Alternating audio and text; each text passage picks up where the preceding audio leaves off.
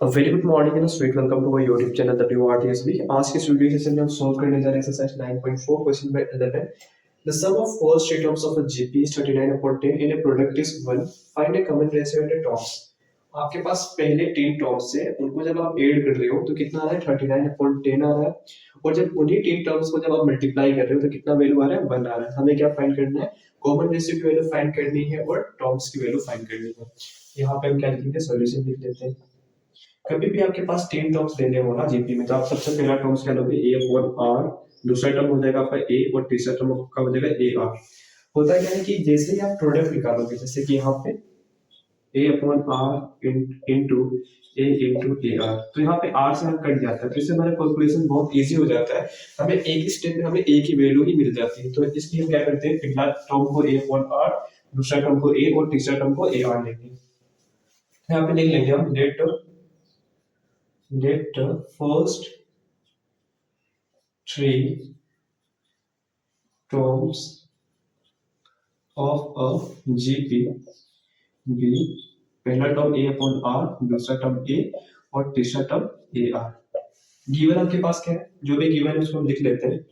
Given आपका है, सबसे पहले हम जब इनको ऐड कर रहे हैं, इन तीनों टर्म्स को जब ऐड करें तो कितना आ रहा है 39/10। तो a upon r plus a plus a r this is equals to 39/10। इसके बाद गिवन क्या है, जब इन्हीं तीनों टर्म को हम लोग क्या करते हैं, मल्टीप्लाई करते हैं, प्रोडक्ट निकालते हैं, तो कितना आ रहा है 1। हमें फाइंड क्या करना है, ए की वैल्यू और आर की वैल्यू फाइंड करना है। तो सबसे पहले हम शुरुआत यहां से करने जा रहे हैं। यहाँ पे लिखेंगे now a upon are into A R, तो दिस इज इक्वल्स टू 1। यहाँ पे भी r की पावर 1 है, यहाँ पे भी r की पावर 1 है, तो ये आप कट जाएगा। तो क्या बचा आपके पास a into a which is equals to 1। इसके बाद आप देखेंगे यहाँ पे पावर 1 है, यहाँ पे पावर 1 है, यहाँ पे पावर 1 है। तो कभी भी आपके पास सेम बेस हो और बीच में मल्टीप्लाई का साइन हो, तो आप क्या करते हो, पावर को ऐड कर देते हो। ये लॉ ऑफ एक्सपोनेंट है। कभी भी आपके पास बेस सेम हो और बीच में मल्टीप्लाई का साइन हो, तो आप सिंपली पावर को ऐड कर दोगे। तो यहाँ पे भी देखेंगे तो बेस आपका सेम है, बीच में मल्टीप्लाई का साइन है, तो आप क्या करोगे, सीधे पावर्स को ऐड कर सकते हो। तो यहाँ पे देखोगे तो अगर आप चाहे तो दो दो करके भी कर सकते हो, पर अगर आप डायरेक्ट तीनों को भी ऐड कर देते हो पावर्स में, तो कोई दिक्कत नहीं आएगी। यहाँ पे हो जाएगा a 1 plus 1 plus 1 which is equals to 1। अब यहाँ पे आप जब ऐड कर लोगे तो यहाँ पे कितना हो जाएगा, a का cube which is equals to 1 को आप क्या लिख सकते हो, 1 को आप लिख सकते हो 1 का क्यूब, क्योंकि 1 का क्यूब क्या होता है, 1 ही होता है। तो हम लिख लेंगे यहाँ पे 1 का क्यूब। आपके पास पावर सेम है तो क्या हो जाएगा, और बीच में इक्वल टू का साइन है तो बेस में क्या होगा, इक्वल होगा। तो यहाँ से आपको क्या मिला, a इज इक्वल्स टू 1। ठीक है, अब हम क्या करेंगे, अब हम यहाँ ये वाली पोर्शन सॉल्व करेंगे। And now also a upon r plus a plus AR which is equals to 39/10। अब हम क्या करेंगे, a की वैल्यू पुट कर देंगे। a is equals to 1, तो 1/r हो जाएगा ये, प्लस यहाँ पे 1 पुट कर दिए एक जगह पे, यहाँ पे भी 1 पुट कर देंगे, और यहाँ पे 1 into r which is equals to 39/10। 1 into r है तो क्या हो जाएगा, r ही होता है, यहाँ पे हम सीधे r ही लिख देते हैं। अब आप क्या करोगे, एलसीएम निकालोगे। यहाँ पे 1, यहाँ पे 1, तो यहाँ पे भी r है और यहाँ पे 1 है, यहाँ पे 1 है, तो एलसीएम आपका क्या आएगा, आपका एलसीएम आएगा r।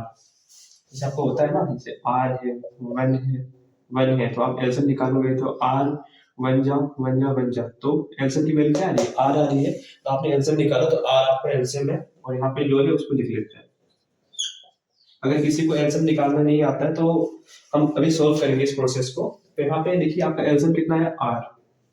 अब आप क्या करोगे, इसको सॉल्व करना चाहते हो पूरे सिस्टम को, तो यहाँ पे आप सबसे पहले क्या करोगे, जो भी आपका एलसीएम आएगा तो पहले टर्म का जो भी डिनोमिनेटर है उससे क्या करोगे, डिवाइड करोगे। तो पहला टर्म का डिनोमिनेटर क्या है, r, तो यहाँ पे r लिख दिया आपने।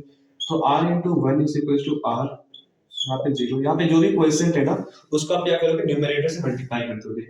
तो 1 into 1, जो साइन है उसको लिख लेंगे प्लस। उसके बाद हम लोग क्या करेंगे, अब हम लोग ने पहला टर्म को तो सॉल्व कर लिया, अब हम दूसरे टर्म को सॉल्व करेंगे। तो जो भी आपके पास एलसीएम है, यहाँ पे एलसीएम क्या है, आर है, उसको डिवाइड करोगे दूसरे टर्म के डिनोमिनेटर से, तो 1, यहाँ पे डिनोमिनेटर क्या है, 1 है, तो 1 into r is equal to r, तो यहाँ पे 0 आ जाएगा। तो क्वोशिएंट क्या है, आर है, तो जो भी न्यूमरेटर है उसको क्या करोगे, मल्टीप्लाई कर दोगे क्वोशिएंट से, तो 1 इंटू आर, प्लस प्लस का साइन, तो प्लस का साइन लगा देंगे। अब हम क्या करेंगे, अब हमने फर्स्ट टर्म सॉल्व कर लिया, सेकंड टर्म सॉल्व कर लिया, थर्ड टर्म में आया है, तो जो भी आपका एलसीएम है, एलसीएम आपका आर है, उसको डिवाइड करेंगे किससे, जो भी थर्ड टर्म का डिनोमिनेटर है, तो डिनोमिनेटर क्या है, 1 है, तो 1, यहाँ पे 1 into r which is equal to r, तो यहाँ पे क्या है, 0। तो जो भी क्वोशिएंट है उसको क्या करेंगे, मल्टीप्लाई करेंगे न्यूमरेटर से, आर इंटू आर। तो अगर किसी को डाउट है कि न्यूमरेटर क्या है डिनोमिनेटर क्या है, तो यहाँ पे देखिए, सपोज करो ये 2/5 है, ये आपका क्या है, फ्रैक्शन है, तो जो भी ऊपर का पोर्शन रहता है उसको हम लोग क्या कहते हैं, न्यूमरेटर कहते हैं, न्यूमरेटर कहते हैं, और जो नीचे का पोर्शन रहता है उसको हम लोग क्या कहते हैं, डिनोमिनेटर कहते हैं। तो जो फ्रैक्शन में ये फ्रैक्शन है आपका, इसको हम लोग क्या कहेंगे, फ्रैक्शन कहेंगे। तो फ्रैक्शन में जो ऊपर का जो पोर्शन रहता है उसको हम क्या कहते हैं, न्यूमरेटर कहते हैं। जो फ्रैक्शन में जो नीचे वाला पोर्शन रहता है उसको हम क्या कहते हैं, डिनोमिनेटर कहते हैं। अब इसको ही हम लोग क्या करेंगे, सोल्व करेंगे। यहाँ पे देखिए 1 इंटू 1 क्या होगा आपका, 1 हो जाएगा, प्लस का साइन है तो प्लस का साइन लिख लेंगे, और 1 इंटू आर क्या हो जाएगा आपका, आर हो जाएगा, और प्लस का साइन तो प्लस का साइन, और r into r, r into r क्या हो जाएगा, जैसे आर इंटू आर है तो यहाँ पे पावर 1 है, सेम बेस बीच में मल्टीप्लाई का साइन, तो आप क्या करोगे, पावर को ऐड कर दोगे, तो r 1 plus 1 which is equal to r का स्क्वायर, यहाँ पे आर का स्क्वायर अपॉन नीचे क्या है, आर है, इसको ऐसे लिख लेते हैं, और यहाँ पे क्या है आपका 39 अपॉन 10। बस इसके बाद हम लोग क्या करेंगे, अब यहाँ पे हम लोग क्रॉस मल्टीप्लाई करेंगे, तो यहाँ पे ये वाली जो 10 है वो ऊपर मल्टीप्लाई कर देंगे और आर को 39 से मल्टीप्लाई कर देंगे, तो यहाँ पे 10 किससे मल्टीप्लाई कर रहे हो, 1 प्लस आर का स्क्वायर। इस होल टर्म को हम इससे क्रॉस मल्टीप्लाई कर रहे हैं, तो ये वाली डिनोमिनेटर है वो ऊपर मल्टीप्लाई हो जाएगी, और इसका डिनोमिनेटर है वो इस यहाँ पे मल्टीप्लाई हो जाएगा, which is equal to 39 into r. इससे हमें इससे मल्टीप्लाई करना है, इसको हम इससे मल्टीप्लाई करें, क्रॉस मल्टीप्लाई, मतलब यहाँ पे क्रॉस बनना है ना ऐसे करके, तो ये वाली पोर्शन आप इससे मल्टीप्लाई कर लोगे और ये वाली पोर्शन आप इससे मल्टीप्लाई कर लोगे, तो हमारे पास इक्वेशन अब ऐसे बन के आ रहा है। अब हम लोग क्या करेंगे, इस ब्रैकेट को सॉल्व करेंगे, तो यहाँ पे क्या हो जाएगा, 10 इंटू 1 क्या हो जाएगा, 10 हो जाएगा, और यहाँ पे 10 इंटू, यहाँ पे प्लस का है, यहाँ पे प्लस प्लस प्लस प्लस ही होगा, और यहाँ पे 10 इंटू आर आपको हो जाएगा 10 आर प्लस प्लस प्लस ही होगा, और 10 इंटू आर स्क्वायर क्या हो जाएगा आपका, 10 r square which is equals to 39 r. अब हम क्या करेंगे, इस 39 आर को हम, ये आपके पास राइट हैंड साइड में है तो हम इसको लेफ्ट हैंड साइड पे लेके आएंगे, वहां पे क्या हो जाएगा, सबसे पहले क्या करते हैं, इसको अरेंज कर लेते हैं, हाईएस्ट पावर को सबसे आगे लिख लेते हैं, 10 आर स्क्वायर प्लस उसके बाद पावर क्या है 1, तो 2 के बाद पावर, उसके बाद छोटा पावर कौन सा है, 10 to the power r to the power 1 है, तो इसको 1 को हम नहीं लिखते, और यहाँ पे 39 आर है, इसको हम यहाँ पे लेके आना चाहते हैं ना, यहाँ पे माइनस का 39 आर हो जाएगा, हम लोग साथ में अरेंज भी कर रहे हैं और इसको हम लोग ने यहाँ पे ट्रांसपोज भी कर लिया है, plus 10 which is equal to 0। अब यहाँ पे आप जब देखोगे तो 10 आर स्क्वायर में कोई टर्म नहीं है, तो 10 आर स्क्वायर ऐसे लिख देते हैं। अब यहाँ पे आर का टर्म यहाँ पे भी है, r to the power 1 term यहाँ पे भी है, तो आप क्या करोगे, यहाँ पे भी आर है, यहाँ पे भी आर है, तो आप सिंपली यहाँ पे आर लिख दीजिए, यहाँ पे क्या है, कोएफिशिएंट है, प्लस का 10 माइनस का 39, इसको सोल्व कर लीजिए। तो कभी भी यहाँ पे ऑपोजिट साइन रहता है तो हम लोग क्या करते हैं, माइनस ही करते हैं, तो वो अगर ऑपोजिट साइन है तो हम माइनस करेंगे, और सेम साइन है तो हम ऐड करेंगे, तो यहाँ पे माइनस करना है तो हम 39 माइनस 10 क्या होता है आपका 29 होता है, तो यहाँ पे 29 आप लिख दीजिए। अब आपको ये देखना है कि साइन किसका बड़ा है, मतलब कि कौन सा टर्म बड़ा है, यहाँ पे 39 बड़ा है कि 10 बड़ा है, 39 बड़ा है ना, तो 39 के सामने कौन सा साइन है, तो यहाँ पे माइनस का साइन है, यहाँ पे -29, तो यहाँ पे माइनस का 29 plus 10 which is equal to 0। तो हमारे पास अब ये क्वाड्रेटिक इक्वेशन है, तो क्वाड्रेटिक इक्वेशन हम सॉल्व करते हैं, क्यों, क्योंकि हमें आर की वैल्यू चाहिए, तो क्वाड्रेटिक इक्वेशन को हम सॉल्व करेंगे, हमारे पास बहुत सारे रास्ते हैं जिससे हम क्वाड्रेटिक इक्वेशन को सॉल्व कर सकते हैं, जैसे आपके पास सीधाचार्य मेथड है, कंप्लीटिंग द स्क्वायर मेथड है, और फिर से आपके पास स्प्लिटिंग द मिडल टर्म है, तो हम इन तीनों में से किसी भी स्टेप से हम लोग, किसी भी मेथड से हम लोग इस इक्वेशन को सॉल्व कर सकते हैं, तो हम यहाँ पे स्प्लिटिंग द मिडल टर्म अभी सीख रहे होंगे। अगर जिनको आता है तो आप खुद से यहाँ पे स्प्लिट करके वैल्यू निकाल सकते हो, और जिनको नहीं आता है वो मतलब देख सकते हैं मैं किस तरह सॉल्व कर रहा हूँ। तो सबसे पहले जो स्प्लिटिंग द मिडल टर्म का स्टेप होता है, देखिए सबसे पहले आप जान लीजिए ये आर स्क्वायर है और यहाँ पे क्या है आपका 10 है। तो ये आपके पास वेरिएबल है, वेरिएबल मतलब जिसकी वैल्यू आपको पता नहीं, तो इसको हम लोग क्या कहते हैं, वेरिएबल कहते हैं। और कभी भी वेरिएबल के सामने जो भी नंबर रहता है उसी को हम लोग क्या कहते हैं, कोएफिशिएंट कहते हैं। इसको हम लोग क्या कहेंगे, कोएफिशिएंट, कोएफिशिएंट। तो ये आपको वेरिएबल कोएफिशिएंट में कंफ्यूजन नहीं रहना चाहिए। तो यहाँ पे भी ये इसकी वैल्यू को पता है नहीं पता है, तो इसको हम लोग वेरिएबल कहेंगे। और यहाँ पे क्या है, इस वेरिएबल के सामने जो भी नंबर रहता है उसको हम लोग क्या कहते हैं, कोएफिशिएंट कहते हैं। तो स्प्लिटिंग द मिडल टर्म में हम लोग सबसे पहले क्या करते हैं, जो भी आपके पास आर स्क्वायर मतलब कि जो भी पावर 2 पे जो कोएफिशिएंट है उसको हम लोग मल्टीप्लाई करते हैं कांस्टेंट टर्म से। तो जो भी आपके पास आर स्क्वायर कोएफिशिएंट है उसको हम लोग मल्टीप्लाई करेंगे कांस्टेंट से। तो यहाँ पे कोएफिशिएंट क्या है, आर स्क्वायर का 10 है और कांस्टेंट क्या है, 10 है, विच इज इक्वल्स टू 100। इसको मल्टीप्लाई करते हैं।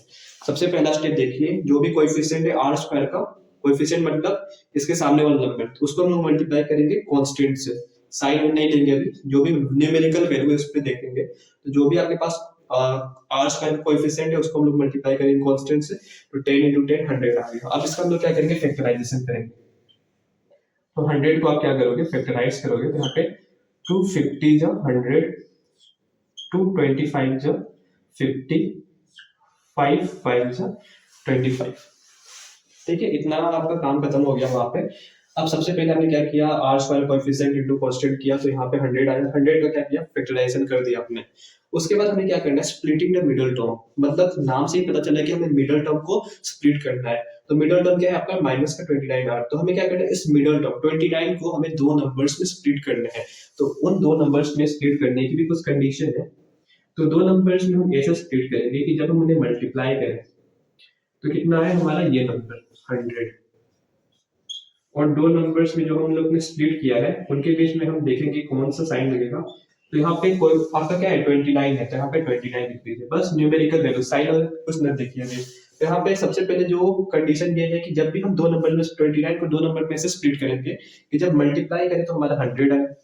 और हमारा जो यहाँ पे देखिए अब 29 हमें लाना है, तो हमें ये कंफ्यूजन है कि यहाँ पे प्लस रहेगा कि माइनस रहेगा। तो ये डिपेंड करता है कांस्टेंट टर्म पे। तो कांस्टेंट टर्म ये है, कांस्टेंट टर्म मतलब जहाँ पे वेरिएबल्स ना हो, बस नंबर हो। तो यहाँ पे कांस्टेंट टर्म के सामने क्या साइन है, प्लस का। तो हमें मल्टीप्लाई करके हमें 100 लाना है और एड करके 29 लेना है। तो ये दो नंबर हम कैसे चूज करेंगे, तो वो इसके लिए हम लोग ने ये फैक्टराइजेशन किया है। तो ये नंबर्स, दो नंबर्स में जो हमें स्प्लिट करना है, 29 को हमें दो नंबर से स्प्लिट करना है। तो उसकी कंडीशन ये है कि जब हम मल्टीप्लाई करें तो हमारा 100 है, और जब हम ऐड करें तो 29 है। तो इन दो नंबर को हम यहाँ से सेलेक्ट करेंगे। तो यहाँ पे देखेंगे 4, 2 टू 4 और यहाँ पे 25। तो 25 इंटू 4 जब आप करोगे तो आपका 100 मिलेगा, और 25 प्लस 4 जब करेंगे तो आपको मिलेगा 29। जो नंबर आपने यहाँ पे चूज किया उसी नंबर को यहाँ पे भी चूज करना है। ठीक है, तो यहाँ पे आप देखोगे 25 into 4 which is equal to 100, 25 plus 4 which is equal to 29। तो ये दोनों कंडीशन आपके फुलफिल होने चाहिए। जब मल्टीप्लाई करो इसी नंबर से तो 100 आना चाहिए, जब इनको जब ऐड करो तभी कितना आना चाहिए, 29 आना चाहिए। सपोज कर लीजिए यहाँ पे अगर मैं यहाँ पे 2 रखता हूँ और यहाँ पे 2 टू 5 25 हो जाएगा, 25 टू 50, 50 इंटू 2 कर रहे हैं तो कितना आ रहा है, 100 आ रहा है। 50 प्लस 2 कर रहे हैं तो कितना आ रहा है, 52 आ रहा है।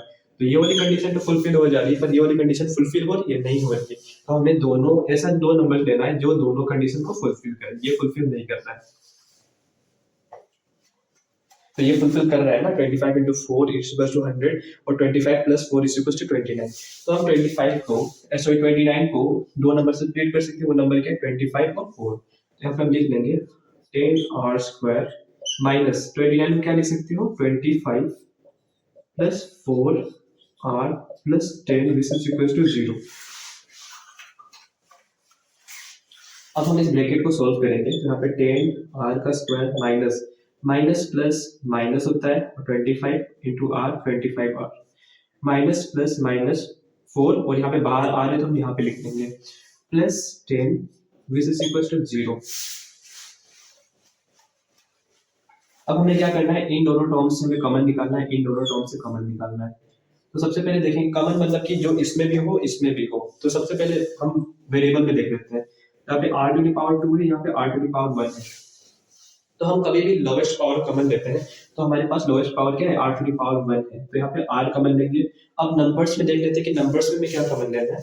तो यहाँ पे आपके पास क्या है 10 है, यहाँ पे क्या है 25 है। तो 25 को आप लिख सकते हो 5 इंटू 5, यहाँ पे लिख सकते हो 2 इंटू 5। तो 2 इसमें है, 2 इसमें है नहीं है, तो 2 को हम कॉमन नहीं लेंगे। अब 5 इसमें भी है, 5 इसमें भी है, तो यहाँ पे देखेंगे यहाँ पे 5 टू द पावर 1 है, यहाँ पे 5 टू द पावर 2 है।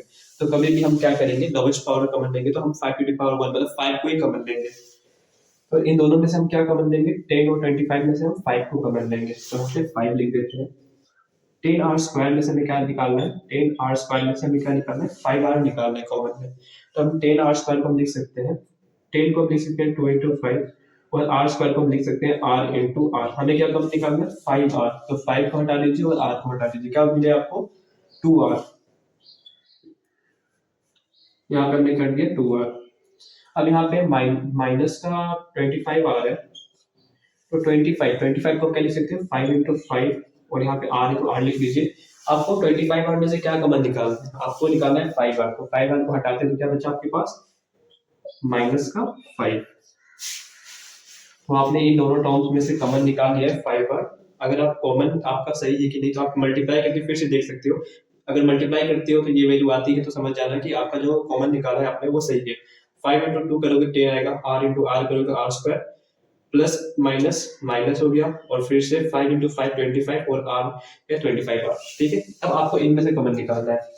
अब आप देखो यहाँ पे साइन माइनस भी लोगे, क्योंकि यहाँ पे आपको कॉमन ऐसे लेना है कि यहाँ पे ब्रैकेट की वैल्यूज भी क्या हो, सेम हो। तो यहाँ पे देखेंगे यहाँ पे आर है, यहाँ पे आर नहीं है, तो हम लोग आर तो कॉमन नहीं लेंगे। अब 4 और 10 में हमें कॉमन लेना है। अब हमें देखना है क्या कॉमन लेंगे। इसमें देखेंगे आप 2 इंटू 2 लिखोगे, यहाँ पे 2 इंटू 5। इसमें 5 है, इसमें 5 है नहीं है, तो इस 5 को हम कॉमन नहीं लेंगे। यहाँ पे 2 टू द पावर 1 है, यहाँ पे 2 टू द पावर 2 है, तो लोएस्ट पावर कॉमन लेते हैं। तो यहाँ पे 2 है ना, 2 टू द पावर 1, तो इन दोनों में से हम क्या कॉमन लेंगे, 2 लेंगे। तो यहाँ पे 4r जैसे हमें 2 कॉमन लेना है, तो 4r मतलब कि 2 इंटू 2r। हमें क्या कॉमन लेना है 2, तो बचा क्या आपके पास 2r। 2r। उसके बाद आपको प्लस 10 में से क्या कॉमन लेना है, प्लस 10 में से आपको माइनस 2 कॉमन निकालना है। तो प्लस को आप क्या लिख सकते हो, माइनस इंटू माइनस, और 10 को क्या लिख सकते हो 2 इंटू 5। आपको क्या कॉमन निकालना है, माइनस का 2, तो माइनस और 2 को आप हटा देते हो, तो क्या बचा आपके पास माइनस का 5, विच इज इक्वल टू 0। इतना हो गया आपके पास। अब यहाँ पे आप देखेंगे, थोड़ा सा मैंने गंदा कर दिया बोर्ड। यहाँ पे देखेंगे आप, यहाँ पे मल्टीप्लाई का साइन है और यहाँ पे मल्टीप्लाई का साइन है ना, तो ब्रैकेट के बाद मल्टीप्लाई का साइन यहाँ पे रहता है। तो कभी भी ऐसे आपको फॉर्मेट मिले तो आप इसको होल टर्म से कंसीडर करोगे। ये एक होल टर्म है, ये एक होल टर्म है, तो इन दोनों टर्म्स में आपको क्या कॉमन दिख रहा है, यहाँ पे भी 2r माइनस 5 है, यहाँ पे भी 2r माइनस 5 है, तो इन दोनों में से आप 2r माइनस 5 को कॉमन ले सकते हो। यहाँ पे आप 2r माइनस 5 को कॉमन लोगे, तो इस पूरे टर्म्स में से आप क्या कॉमन ले रहे हो, आपके पास क्या है 5r, और यहाँ पे 2r माइनस 5। इसमें से आप क्या कॉमन ले रहे हो, इस पूरे टर्म में क्या कॉमन ले रहे हो आप 2r माइनस 5। तो इसको हटाओगे तो क्या मिलेगा आपके पास 5r। अब माइनस 2 2r माइनस 5, इसमें से आप क्या कॉमन ले रहे हो, हम इन दोनों में से क्या कॉमन ले रहे हैं 2r माइनस 5 कॉमन ले रहे हैं। तो इसमें से आपने कॉमन निकाले तो क्या बचा आपके पास 5r। अब इसमें से आप 2r माइनस 5 को हटाओगे तो क्या बचेगा, माइनस का 2, विच इज इक्वल टू 0। तो अब तक आपने कहां तक सोल्व कर लिया है, यहाँ पे 2r माइनस 5, और यहाँ पे क्या है आपके पास 5r minus 2 which is equal to 0। तो ये आपके पास फैक्टर के फॉर्म में आ गया। कभी भी आपके पास ऐसे फॉर्म में आ जाए, फैक्टर के फॉर्म में कहते हैं, तो इसको आप लोग क्या करते हो, जीरो से इक्वेट करते हो। तो 2r minus 5 which is equal to 0, और 5r minus 2 which is equal to 0। तो हम लोग क्या करते हैं, एक एक इक्वेशन को सॉल्व कर लेते हैं। अगर हम इस 5 को उस तरफ शिफ्ट करें यहाँ पे, तो यहाँ पे माइनस का साइन है, तो यहाँ पे जाएगा तो क्या हो जाएगा पॉजिटिव साइन। तो यहाँ पे 2r, ये माइनस 5 उस तरफ जाएगा तो क्या हो जाएगा प्लस का 5। तो r इज इक्वल टू क्या हो जाएगा 5 डिवाइडेड बाई 2। इस 2 को हम नीचे लेके आएंगे ना, यहाँ पे देखेंगे 5r है, इस माइनस 2 को हम उस तरफ लेके जाएंगे तो क्या हो जाएगा प्लस का 2 हो जाएगा। आर यहाँ पे 5 आर की वैल्यू 2 है, आपको क्या चाहिए, बस आर की वैल्यू चाहिए, तो इस 5 को हटाना पड़ेगा यहाँ से, तो ये कहाँ जाएगा, डिनोमिनेटर पे जाएगा 5। तो आर की दो वैल्यू मिल रही है, 5/2 और 2/5। ए की वैल्यू क्या मिली थी आपको, ए की वैल्यू मिली थी 1। तो हमने कॉमन रेशियो की वैल्यू फाइंड कर ली, कॉमन रेशियो की वैल्यू दो आ रही है, एक 5/2 आ रहा है, एक 2/5 आ रहा है। हमें क्या फाइंड करना था, हमने कॉमन रेशियो की वैल्यू को फाइंड कर ली, ये तो हमारा काम ये हो गया। अब हमें क्या फाइंड करना था, जो टर्म्स आपने यहाँ पे दिए थे, ये आपने जो टर्म्स लिए थे, इसकी वैल्यू को आपको फाइंड करना है। तो हम लोग ने टर्म्स क्या लिए थे, A/R, A और AR। तो हम सबसे पहले क्या करेंगे, क्योंकि हमारे पास दो R की वैल्यूज है, तो हम क्या करेंगे, एक बार A is equals to 1, R is equals to 5/2, इसको पुट करेंगे। उसके बाद हम क्या करेंगे, A is equals to 1, R is equals to 2/5, इसी नंबर्स में। तो A की वैल्यू क्या है, 1 है, और यहाँ पे 5/2, कॉमा A की वैल्यू 1 है, और यहाँ पे A की वैल्यू 1 इंटू R की वैल्यू 5/2 किया, बस A और R की वैल्यू पुट की है। तो यहाँ पे ये कभी भी इस फॉर्म में रहेगा तो ये क्या हो जाता है, ये ऊपर चला जाता है, तो यहाँ पे 2/5 हो जाएगा, और यहाँ पे 1, और यहाँ पे 1 इंटू 5 करोगे तो 5/2। तो जब A आपकी 1 है और R आपके 5/2 है, तो क्या आ रहा है आपका नंबर जो है वो क्या आ रहा है, 2/5, 1 और 5/2। तो आप देखो कभी भी इनको जब मल्टीप्लाई करोगे तो वैल्यू कितनी आएगी, 1 आएगी। इनको कभी भी ऐड करोगे तो कितनी वैल्यू आएगी, 39/10 आएगी। तो ये आपके पास तीन नंबर्स हैं। अब आपके पास A is equals to 1, R is equals to 5/2 की वजह से ये आपको तीन नंबर्स मिल रहे हैं। अब आप क्या करोगे, when A is equals to 1 then R is equals to 2/5 भी सॉल्व करोगे। तो इसको हम लोग यहाँ पे सॉल्व कर देते हैं।